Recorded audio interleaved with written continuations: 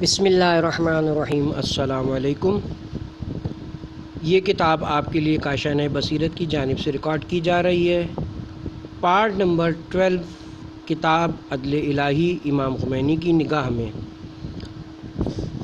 فعال کے مختلف ہونے سے اعمال میں فرق۔ تیسرا شبہ، بظاہر ایک جیسے اعمال کے ثواب اور عقاب میں فرق کیوں ہے؟ دینی متون میں مشاہدہ کیا جاتا ہے کہ بعض اوقات کسی فرد کے ایک عمل کے مقابلے میں اس کو اگر کسی اجر و ثواب کا حقدار قرار دیا جاتا ہے تو ایسے ہی عمل کے مقابلے میں کسی دوسرے فرد کو کسی اور طرح کے اجر و ثواب کا مستحق قرار ٹھہرایا جاتا ہے۔ کیا یہ کام خداوند کی عدالت سے مطابقت رکھتا ہے؟ حضرت امام کے بیانات کی روشنی میں اس سوال کا جواب اور اعمال کے مختلف ہونے کو یوں بیان کیا جا سکتا ہے کہ آپ اس نقطے کے بیان کرنے کے بعد کہ اعمال کے مختلف ہونے کا دار و مدار فعال کے مختلف ہونے پر ہے۔ فعال کے مختلف ہونے میں در حقیقت اس کا خوف خدا، عمل کی بجاوری میں اس کا خلوص، عمل کے بعد اس کی نیت میں خلوص اور اہل بیت علیہم السلام کی ولایت پر اس کا ایمان معیار ہے۔ افعال میں فرق ہوتا ہے اور اولیاء کرام سے صادر ہونے والے فعل اور ہمارے فعل میں فرق ہوتا ہے، کیونکہ دونوں کے مبدا میں فرق ہے۔ اسی لیے یہ روایت بلا سبب نہیں۔ ضربت علی کا ثقلین کی عبادت کے مساوی ہونا۔ حضرت علی ابن ابی طالب علیہ السلام اور ابن ملجم کی تلوار ایک جیسی ہی تھی۔ شاید اس لعین کی تلوار زیادہ تیز تھی، لیکن جو اس تلوار کو استعمال کرتا ہے وہ میزان اور معیار ہے۔ جس کی ایک ضربت ثقلین کی عبادت کے برابر اور افضل قرار پاتی ہے، وہی کہ جس کی ضربت عبادت ثقلین سے افضل ہے، اسی کو ایک ضربت سے خاک و خون میں ملا دیا جاتا ہے۔ یہی معیار اور میزان ہے۔ جو ضربت لگاتا ہے وہ میزان و معیار ہے۔ فاعلین میں فرق کے اسباب۔ یہ سمجھ لیجئے کہ اس حدیث شریف میں جس میں خداوند عالم کے قول کے مطابق آپ کا امتحان کرے کہ آپ میں سے کون عمل کے لحاظ سے بہتر ہے، کی تفسیر میں سفیان نے حضرت امام جعفر صادق علیہ السلام کا قول نقل کیا کہ خدا کا مقصد کثرت عمل نہیں ہے، بلکہ اس کی مراد صحیح عمل ہے، اور یہ درستگی خوف خدا اور اس کے ساتھ سچی نیت سے حاصل ہوتی ہے۔ اس کے بعد فرمایا، برابر عمل کرتے رہنا یہاں تک کہ خلوص حاصل ہو جائے۔ یہ عمل سے زیادہ مشکل ہے، اور خلوص سے عمل کا مطلب یہ ہے کہ خدا کے علاوہ کوئی دوسرا اس عمل پر تمہاری تعریف نہ کرے۔ سنو، نیت عمل سے افضل ہوا کرتی ہے، آگاہ ہو جاؤ، در حقیقت نیت ہی عمل ہے۔ اس کے بعد امام نے اس آیت شریفہ کی تلاوت فرمائی۔ سورہ مائدہ کی آیت نمبر 27، تم کہہ دو ہر شخص اپنے اپنے طریقے پر عمل کرتا ہے، یعنی اپنی نیت کے مطابق عمل کرتا ہے۔ سچی نیت، درستگی اور کمال اعمال میں دوسری اہم چیز جو در حقیقت بمنزلہ قوت فاصلہ کے ہے، وہ سچی نیت اور خالص ارادہ ہے۔ اس لیے کہ عبادتوں کا کمال یا نقص، فساد یا صحت اسی کے تابع ہے۔ دیکھیے، خوف و خشیت خدا اور اس سے حاصل ہونے والا تقوی بمنزلہ شرائط تاثیر ہے، اور در حقیقت یہ اعمال کو صاف و خالص بناتے ہیں اور رکاوٹوں کو دور کرتے ہیں۔ چنانچہ عبادتیں جتنی شرک اور نیتوں کی ملاوٹ سے خالص ہوں گی اتنی کامل ہوں گی۔ عبادتوں کے اندر نیت اور خلوص نیت سے زیادہ کوئی چیز اہم نہیں ہے، کیونکہ نیتوں کی نسبت عبادتوں سے وہی ہے جو روح کو بدن سے اور نفس کو جسم سے ہوا کرتی ہے۔ اسی لیے ان کا پیکر مقام ملک نفس و بدن سے صادر ہوتا ہے، اور ان کی نیت و روح باطن کے پہلو اور مقام قلب سے صادر ہوتی ہے۔ صحیح عمل اور مقبول عمل میں فرق۔ کوئی بھی عبادت جس میں خلوص نیت نہ ہو مقبول خدا نہیں ہوتی، اور جب تک ریا اور شرک ظاہری ملکی سے خالص نہ ہوگی۔ ریا سے مراد وہی ہے جس کو فقہا نے ذکر کیا تو موجب بطلان کے اور ظاہراً ناقابل اجزا ہیں۔ نیز جب تک شرک باطنی سے خالص نہ ہوگی، چاہے ظاہری شرع اور حکم فقہی کے لحاظ سے صحیح و مجزی ہو تو باطن شرع کے اعتبار سے اور عبادتوں کی حقیقت و اسرار کی بنا پر صحیح نہیں ہوگی اور نہ ہی بارگاہ الہی میں مقبول ہوگی۔ لہذا صحت عبادت اور اس کی قبولیت میں کوئی تعلق نہیں، چنانچہ روایت میں بھی یہ مطلب مذکور ہے۔ عبادات میں شرک کی ایک ایسی جامع تعریف جو اس کے تمام مراتب کو شامل ہو یہ ہے غیر خدا کی مرضی کو اس میں شامل کرنا، چاہے وہ اپنی مرضی ہو یا دوسروں کی ہو۔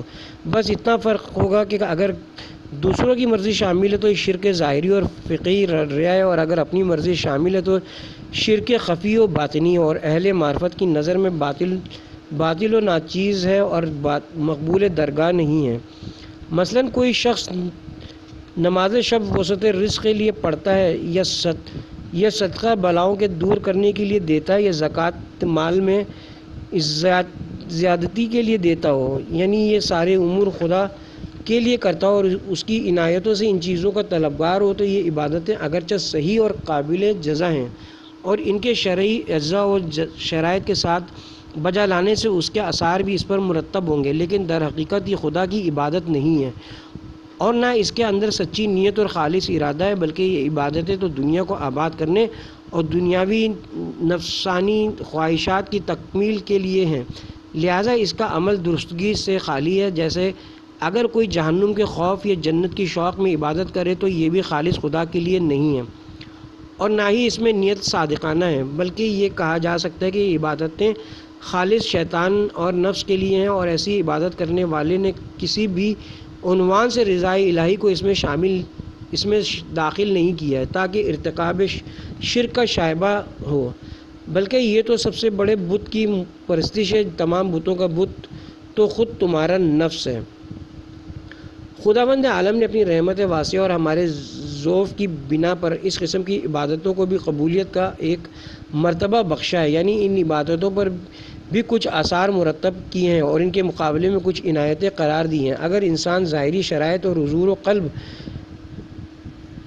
اور ان کی شرائط قبول کرنے کے ساتھ بجا لائے تو ان تمام آثار کو اس پر مرتب کرتا ہے اور اپنے تمام وعدوں کو پورا کرتا ہے۔ عمل کا کمال اور نورانیت اخلاص اور حضور قلب پر موقوف ہے۔ جس انسان میں عبادت کے دو اہم ترین رکن اخلاص اور خلوص اور حضور قلب جس قدر زیادہ کامل ہوں گے تو اس کی روح بھی زیادہ پاک ہوگی اور اس کا کمال سعادت زیادہ اور اس کی غیبی ملکوتی صورت منور و کمال تر ہوگی۔ اولیاء کرام کا عملی کمال ان کی باطنی جہاد کی وجہ سے ہوتا ہے، ورنہ عمل کی ظاہری صورت و شکل زیادہ اہم نہیں۔ مثلاً حضرت علی علیہ السلام اور ان کے اہل بیت طاہرین کی مدح میں سورہ حل عطا کی چند آیات کا نازل ہونا چند روٹیوں اور ان کے ایثار کی وجہ سے نہیں تھا، بلکہ ان کے اس عمل کی نورانیت اور باطنی صورت کی وجہ سے تھا۔ چنانچہ آیہ شریفہ میں بھی اس طرف اشارہ ہوا ہے اور خدا تعالیٰ فرماتا ہے اور کہتے ہیں کہ ہم تو تم کو بس خالص خدا کے لیے کھلاتے ہیں، ہم نہ تم سے بدلے کے خواستگار ہیں اور نہ شکر گزاری کے۔ سورہ دہر آیت نمبر 9۔ بلکہ حضرت علی علیہ السلام کی ایک ضربت عبادت ثقلین سے افضل قرار پاتی ہے۔ یہ فضیلت اس ضربت کی دنیاوی صورت کی وجہ سے نہیں ہے کہ اگر کوئی اور یہ ضربت لگاتا تو بھی افضل ہوتی ہے، اگرچہ کفر و اسلام کے درمیان مقابلے کی وجہ سے یہ کام انتہائی اہم تھا کہ اگر یہ ضربت نہ ہوتی تو اسلام کا شیرازہ بکھر جاتا، لیکن اس میں اہم چیز اور فضیلت و کمال حضرت علی کا عمل تھا کہ جو اس فریضے کو ادا کرنے میں آپ کے حقیقی خلوص اور حضور قلب کی وجہ سے تھا۔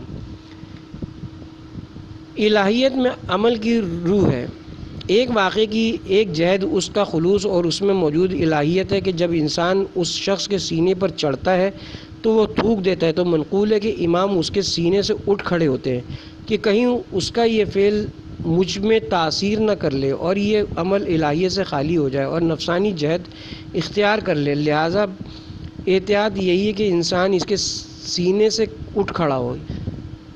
یہی وہ انسان ہے کہ جس کی ایک ضربت کی روح سب عبادتوں سے افضل سب عبادتوں سے زیادہ ہے۔ وہ روح کے جو عبادت کی عبادت کرتی ہے، مشرک اور غیر مشرک کے جو بتوں کی پرستش کرتا ہے، سب کا ایک ظاہر ہے اور سب کے کچھ آداب ہیں، لیکن لہذا سب کا ظاہر ایک جیسا ہے۔ ابو سفیان بھی نماز پڑھتا تھا، معاویہ بھی امام جماعت تھا، اگرچہ ظاہراً ایسا تھا، لیکن جو چیز نماز کو بلند کرتی ہے وہ روح ہے، کہ جو اس نماز میں پھونکی جاتی ہے، روح ہو تو نماز اوپر جاتی ہے اور یہ نماز الہی ہو جاتی ہے۔ اعمال میں فرق ایجاد کرنے والا محرک۔ اعمال اپنی صورت کے لحاظ سے آپس میں کوئی فرق نہیں رکھتے۔ جو چیز اعمال کے درمیان فارق بنتی ہے وہ نیت ہے۔ انما الاعمال بالنیات۔ آپ دیکھیں کہ دو اشخاص کے ہاتھوں میں تلوار ہو اور وہ ایک ساتھ بلند ہو کر دو افراد کو قتل کرے، تو ان میں سے ایک کی قیمت اور ارزش عبادت ثقلین کے برابر ہو جائے اور جبکہ دوسری ناقابل ذکر فساد و تباہی کا موجب بن جائے، لیکن عمل ایک ہی عمل تھا، ہاتھ اوپر اٹھتا ہے اور نیچے آتا ہے، ایک شخص قتل ہو جاتا ہے۔ یہ فرق خود انسان کا فرق ہے، انسان کی نفسیات کا فرق ہے اور اس قصد و نیت اور غرض کا فرق ہے کہ جس کے اوپر اعمال کا دار و مدار ہے۔ اعمال کا محرک اس کی غایت و غرض ہے۔ جو چیز اعمال کو ایک دوسرے سے جدا کرتی ہے اور مختلف بناتی ہے وہ غرض و غایت ہے، جس کی وجہ سے انسان کوئی فعل انجام دیتا ہے۔ حسن و قبیح کے مراتب اور فضیلت اور رذیلت کے مراتب بھی اسی طرح ہیں۔ انسان کے اعمال میں جو محرکات ہوتے ہیں ان کا فرق انہی معنویات، ارادے اور تصمیم اور غایت کی وجہ سے ہوتا ہے۔ ایک فعل کی غرض الہی ہوتی ہے اور الہی غایت کے علاوہ اس میں کسی اور چیز کی دخالت نہیں ہوتی۔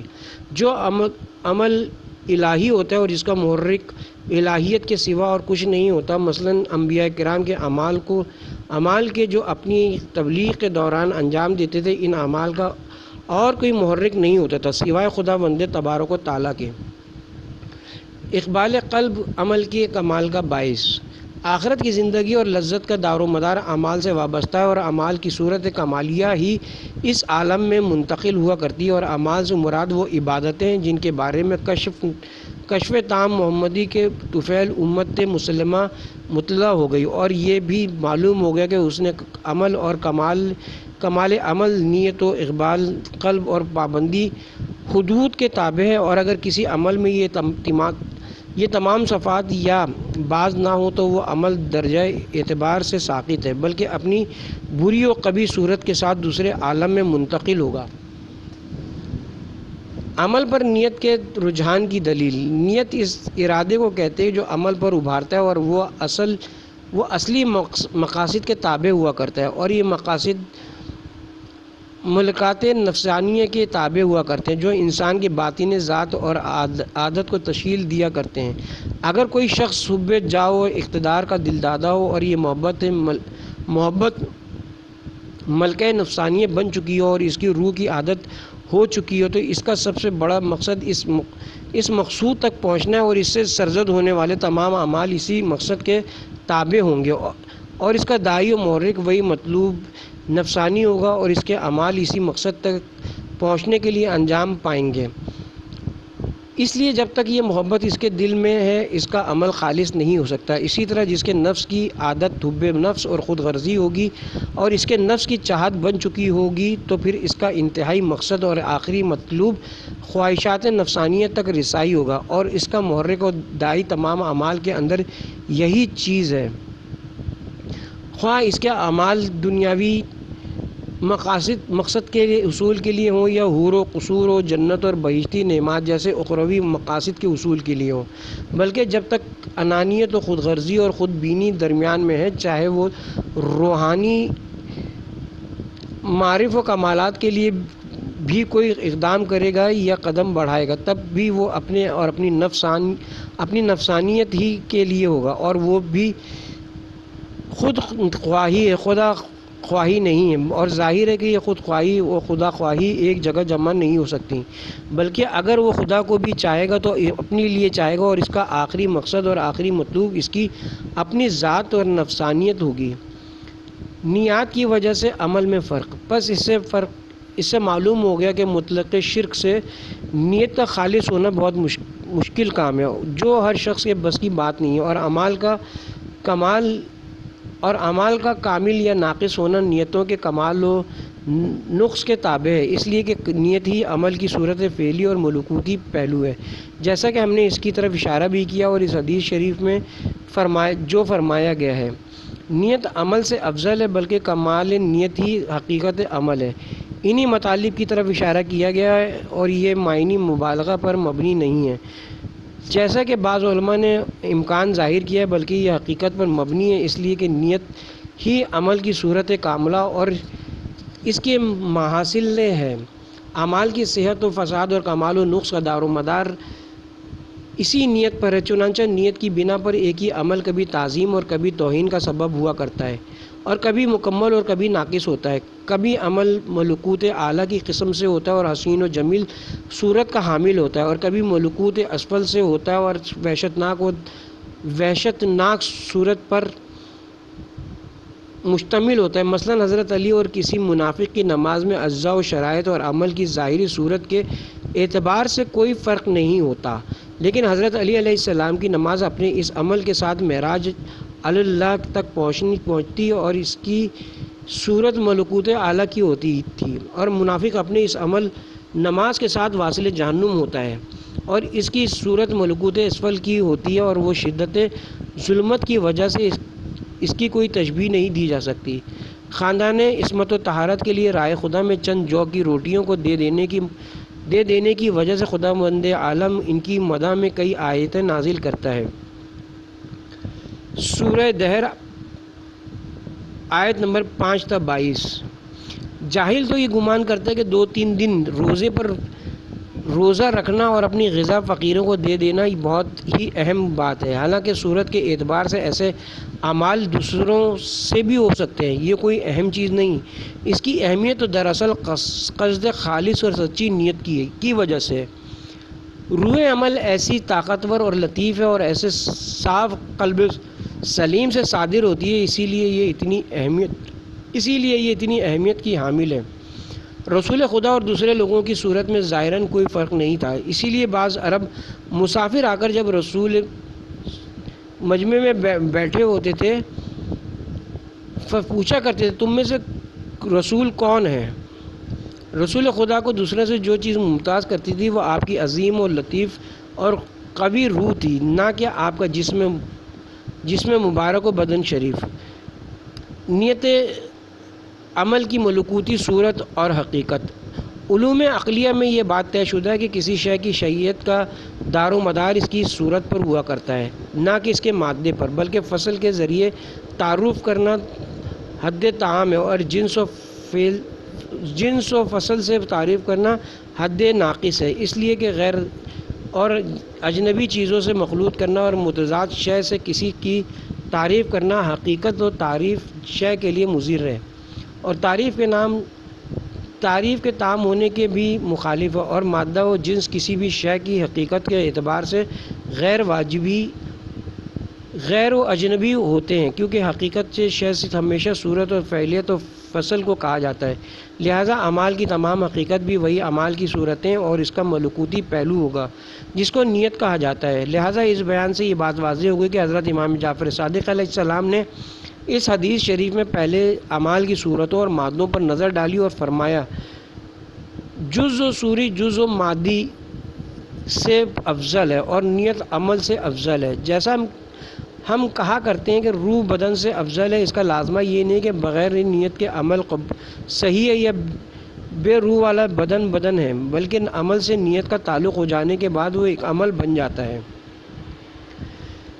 جیسے روح کا بدن سے متعلق ہونے کے بعد وہ بدن ہو جاتا ہے، اور نیت و عمل اسی طرح روح و بدن سے مل کر جو آمیزہ بنتا ہے، اس کا جز صوری ملکوتی اس کے جز مادی دنیاوی سے افضل ہوتا ہے، اور مشہور حدیث مومن کی نیت اس کے عمل سے بہتر ہے کا بھی یہی مطلب ہے۔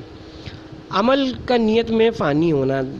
دوبارہ حضرت امام جعفر صادق علیہ السلام نے اس بات کی طرف نظر فرمائی کہ عمل نیت اور ملک ملکوت میں اور مظہر ظاہر میں فنا ہو جاتا ہے، اور فرمایا نیت ہی عمل ہے اور بغیر نیت کچھ بھی نہیں ہے۔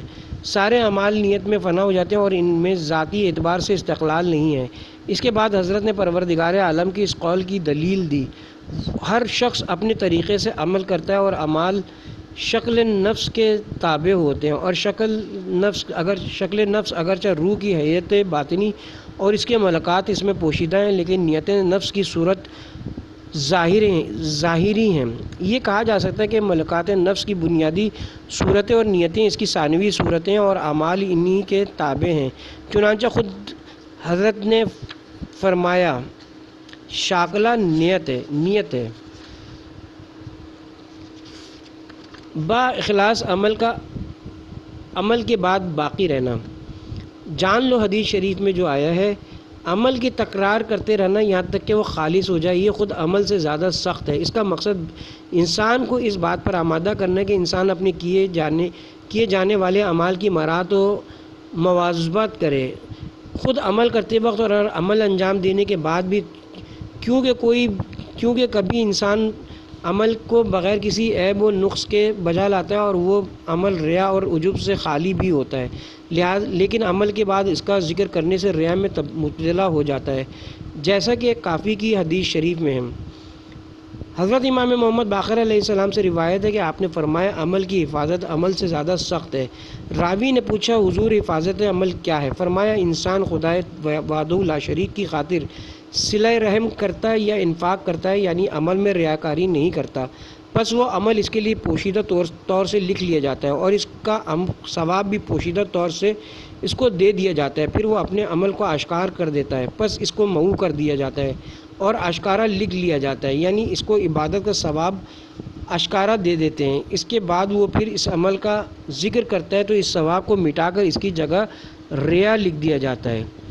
یہ بات ملحوظ رکھنی چاہیے کہ نیت کو شرک کے تمام مراتب اور ریا وغیرہ سے خالص رکھنا، اس کی نگرانی کرنا اور اسی پر باقی رہنا، یہ بہت ہی اہم اور مشکل امور میں سے ہے، بلکہ اس کے بعض مراتب تو خالص اولیاء کے علاوہ کسی کو میسر و ممکن بھی نہیں ہے۔ خدا کی خاطر عمل کی پائیداری، جو چیز باقی رہنے والی ہے وہ اللہ کے لیے عمل ہے، جو کچھ تمہارے پاس ہے وہ نابود ہونے والا ہے اور جو کچھ خدا کے پاس ہے وہ باقی رہنے والا ہے۔ سورہ نحل آیت نمبر 96۔ وہ چیزیں ہیں کہ جو انسان خدا کے لیے انجام دیتا ہے وہ باقی رہنے والی ہیں، اور جو چیز ہمارے پاس ہے دنیا میں اسے اور ہماری نفسانیت میں سے وہ سب کی سب نابود ہونے والی ہیں۔ غیر خدا کے لیے عمل کرنے والے کا ٹھکانہ سجین۔ اصول کافی میں ایک روایت حضرت امام جعفر صادق علیہ السلام سے مروی ہے کہ جس میں حضرت نے فرمایا رسول خدا کا ارشاد ہے، جب فرشتہ کسی بندے کے اعمال کو خوشی سے اوپر لے جاتا ہے تو جیسے ہی وہ اس کے نیک کاموں کو لے کر اوپر پہنچتا ہے، خدا کہتا ہے کہ اس کے اعمال کو سجین جہنم میں ڈال دو، اس لیے کہ اس نے ان اعمال کو صرف میرے لیے انجام نہیں دیا۔ ریاکاری حسنات کو سیئات میں بدل دیتی ہے۔ اکثر لوگ جسمانی اعمال کے ذریعے بہشت کے طالب ہوتے ہیں اور اچھے اعمال انجام دے کر اور برے اعمال چھوڑ کے اخروی مقامات کو حاصل کرنا چاہتے ہیں، اسی لیے شیطان بھی اسی راستے سے آ کر ان کے اعمال و عبادات میں ریاکاری اور چاپلوسی کے بیج بو دیتا ہے تاکہ ان میں شاخیں اور پتے نکل آئیں اور ان کے اعمال اچھے برے اعمال میں بدل جائیں، لہٰذا وہ لوگ مناسک و عبادات کے راستے سے جہنم میں پہنچ جائیں، اور جن چیزوں سے لوگ اپنی آخرت آباد کرتے ہیں شیطان انہی چیزوں سے ان کی آخرت کو برباد کر دیتا ہے، اور جو چیز علین میں شامل ہے اس کے لیے ایسا کام کرتا ہے کہ خدا کے حکم خدا سے ملائکہ اس کو سجین میں قرار دیتے ہیں۔ ولایت اہل بیت قبولیت اعمال کی شرط۔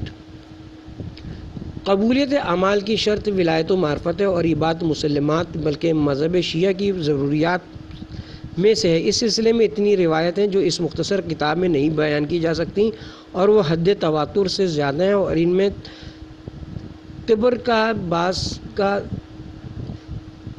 میں تبرکاً بعض کا ذکر کرتا ہوں۔ امام محمد باقر علیہ السلام نے فرمایا معاملات کی حقیقت اور مغز اور ان کی بلندی اور کنجی اشیاء کا دروازہ اور خدا کی رضا و خوشنودی خدا کی معرفت کے بعد امام کی معرفت ہے۔ آگاہ ہو جاؤ، اگر کوئی شخص راتوں کو جا کر عبادت کرے، دنوں کو روزہ رکھے، اپنا پورا مال صدقہ کر دے، زندگی بھر حج کرے، مگر ولی خدا کی معرفت نہ رکھتا ہو تو اس سے محبت کرے اور اس کے حکم کے مطابق تمام اعمال بجا لائے، تو خدا کے نزدیک اس کے لیے کوئی ثواب نہیں ہے اور نہ وہ اہل ایمان سے ہے۔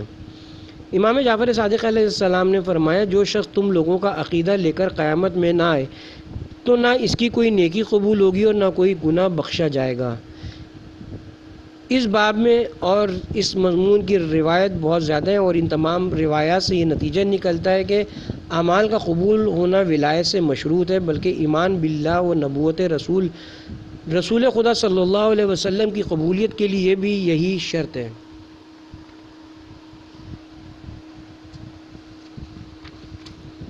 چوتھی فصل، شفاعت اور عدالت۔ شافعین کی شفاعت کی حقیقت۔ شبہ کا بیان انبیاء اور اولیاء کی طرف سے روز محشر بعض مومنین کے لیے کی جانے والی شفاعت اور خداوند کا اس کو قبول کرنا اور اس کے نتیجے میں ان گناہ گار افراد کے گناہوں سے چشم پوشی کرنا ہے۔ عدالت خداوند اور اعمال کے حساب کتاب سے کس طرح ہم آہنگ ہے۔ شفاعت کی حقیقت کیا ہے، کون سے افراد شفاعت کر سکتے ہیں اور شفاعت و عدالت کو ایک جگہ کیسے جمع کیا جا سکتا ہے۔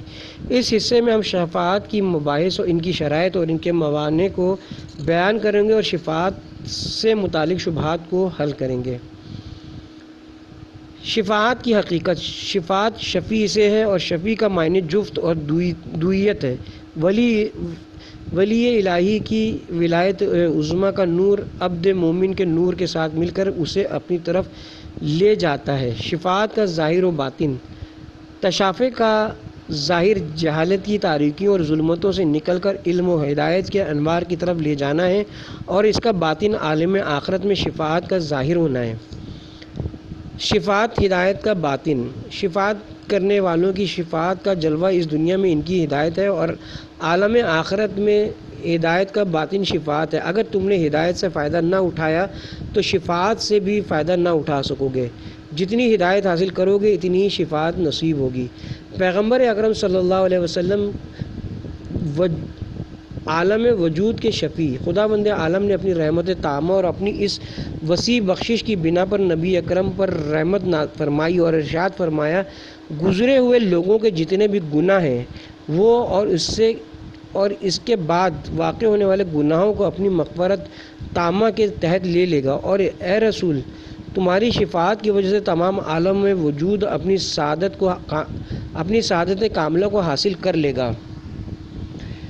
پیغمبر اور ائمہ کی شفاعت۔ البتہ خداوند متعال نے جس طرح حضرت محمد مصطفیٰ صلی اللہ علیہ وسلم اور ان کے اہل بیت کو ہدایت کے وسائط اور ہمارے لیے رہنما مقرر فرمایا ہے اور ان کی برکتوں سے امت کو جہالت و ضلالت سے نجات دی ہے، اسی طرح ان کے وسیلے اور ان کی شفاعت سے ہمارے قصور کی ترمیم اور ہمارے نقص کی تتمیم فرما دے گا اور ہماری ناقابل قبول عبادات کو قبول فرمائے گا۔ جہنم کی شفاعت۔ رحمت حق کا جلوہ۔ خداوند ارحم الراحمین کی جہنم بھی ایک قسم کی رحمت ہے، چونکہ اگر ہم روسیہ بندوں کی سیاہی کو قبر اور روز قیامت کے موافق کا فشار پاک نہ کر سکے تو جہنم کے ذریعے ہمارے دل کی سیاہی کو دھویا جائے گا، تاکہ رذائل اور گناہ کے حجابات جل جائیں اور فطرت کا جمال نمایاں ہو جائے، اور نور فطرت ظاہر ہو کر شافی اکبر کے نور کے ساتھ مل جائے، اور نور احمدی کا جذبہ فطرت توحید کے نور میں مجذوب ہو جائے۔ اور یہ آخری آشنا ہے کہ اگر انسان انبیاء اور ائمہ ہدیٰ علیہم السلام جیسے شفعاء کے انوار میں سے کسی نور کے ساتھ آشنائی اور تناسب پیدا نہ کر سکے تو وہ ان کی شفاعت کے لیے آئیں۔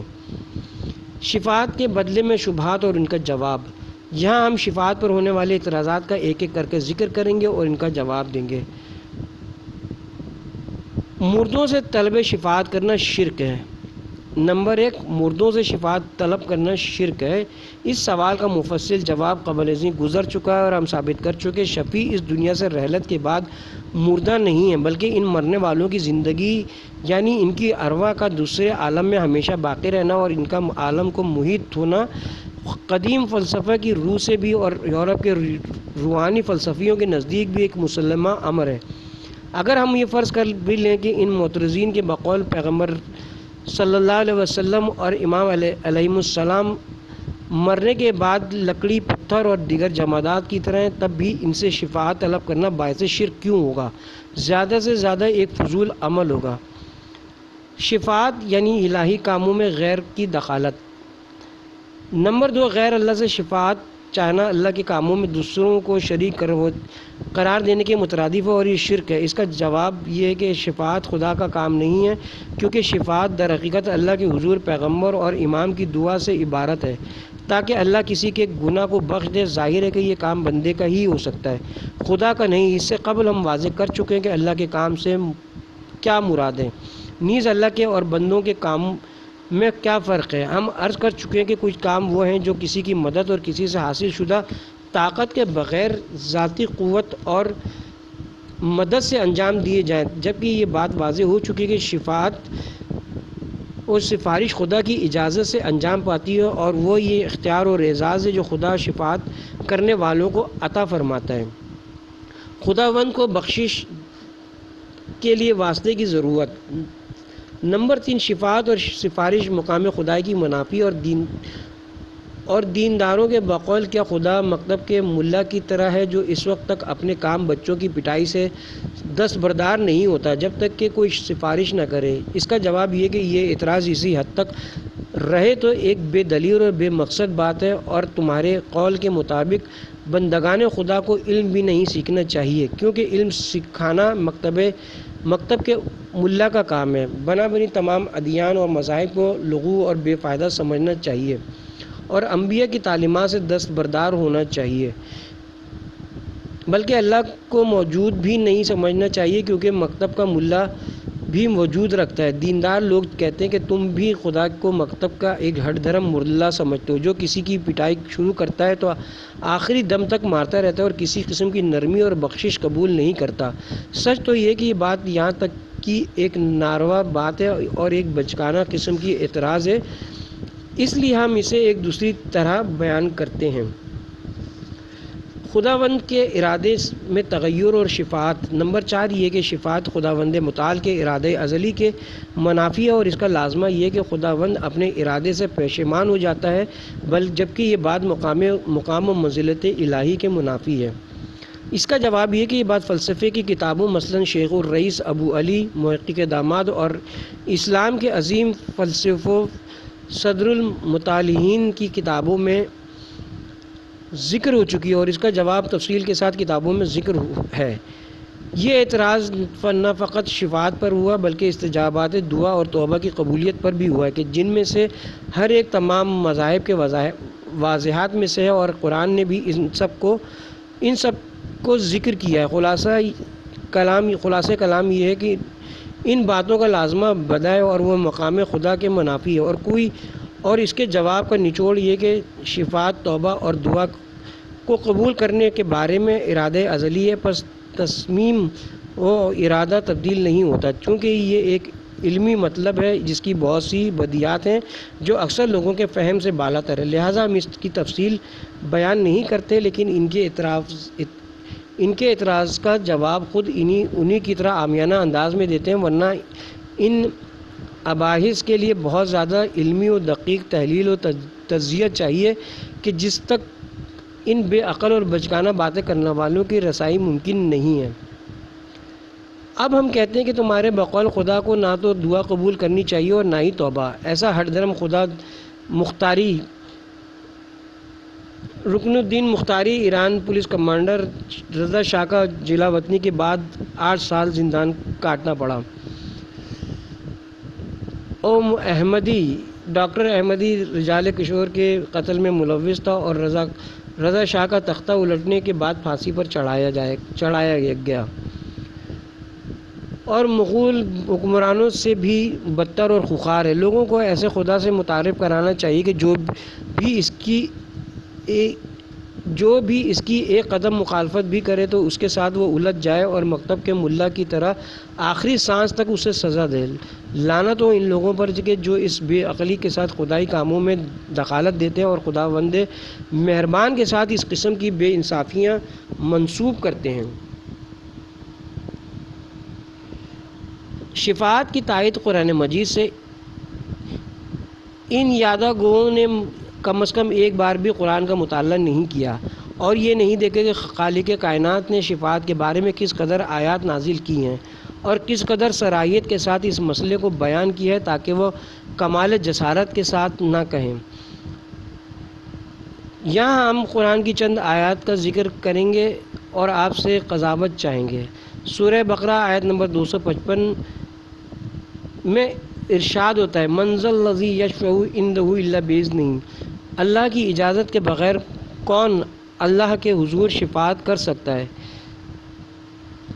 سورہ انبیاء آیت نمبر 28 میں فرماتا ہے وہ شفاعت نہیں کرتے مگر اس کی کہ جس سے اللہ راضی ہے۔